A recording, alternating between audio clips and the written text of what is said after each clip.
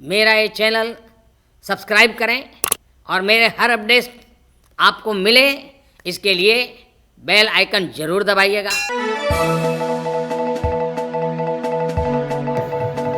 उन लोगों में से कुछ लोगों में से हूं जो राजनीतिक सामाजिक तौर पर पहले दिन से कह रहे हैं कि हम बिल्कुल शराबबंदी के विरोध में हैं।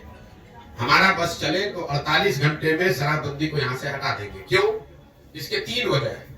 शराबबंदी के जरिए आज तक दुनिया में, सिर्फ बिहार और भारत में नहीं, पूरे दुनिया में कहीं इस बात का प्रमाण नहीं है कि शराबबंदी के जरिए किसी समाज का आर्थिक सामाजिक विकास हुआ है। इस दुनिया में कहीं ऐसा प्रमाण नहीं। अगर होता तो दुनिया में अग्रणी देश हैं जो स्कैंडिनेवियन कंट्री हैं, अब वेस्ट के यूरोपियन देश हैं, अमेरिकन देश हैं, उस सब जगह शराबबंदी लागू होता। उन लोगों ने लागू क्यों नहीं किया?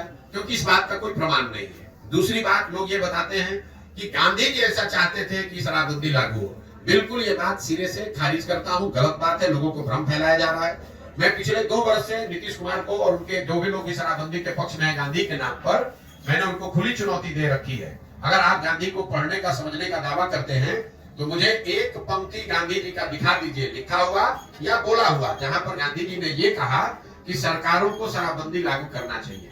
गांधी जी ने ये नहीं कहा। गांधी जी ने शराब को लेकर, शराब न पीने को लेकर एक सामाजिक प्रयास की बात कही है कि शराब पीना बुरी बात है, नहीं पीना चाहिए, समाज को इस दिशा में प्रयास करना चाहिए। उन्होंने ये नहीं कहा कि सरकार को कानून बना देना चाहिए। इसका एक आपको उदाहरण दे रहा हूं। गांधी जी ने कहा कि सबको वेजिटेरियन होना चाहिए, अच्छी बात है, लेकिन कल होकर अगर सरकार ये कानून बना दे कि जो आदमी वेजिटेरियन नहीं रह, शाकाहारी नहीं रहेगा, सबको जेल में डाल दिया जाएगा क्योंकि गांधी जी ऐसा चाहते थे, ऐसा कभी हो सकता है? ये तो गांधी जी की बात, बताई हुई बात का डिस्टॉर्शन है। तीसरी बात, मान लीजिए कि एक बार को शराबबंदी आप लागू, कुछ उसका फायदा है भी, तो फायदा तो तब होगा जब आप शराबबंदी लागू कीजिएगा। जमीन पर बिहार में शराबबंदी तो लागू है नहीं। शराबबंदी के नाम पर शराब की दुकान बंद कर दिए गए, होम डिलीवरी चालू है।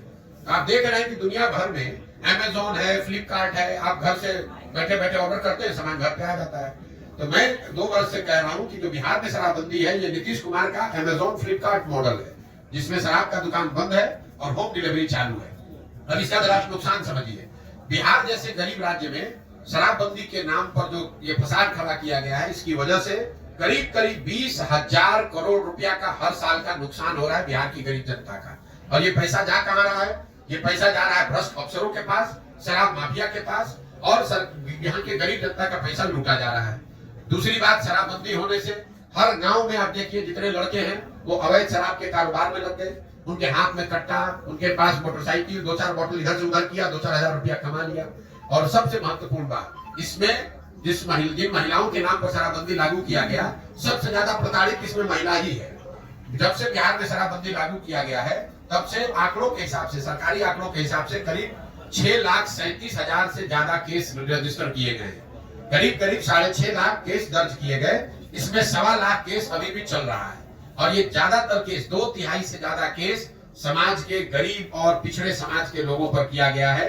वो लोग जब एक बार केस में पकड़ लिए गए शराबबंदी में, उनके घरों की महिलाएं, उनके बच्चे थाने में और कोर्ट में दौड़ रहे हैं और लोग जेलों में सड़ रहे हैं।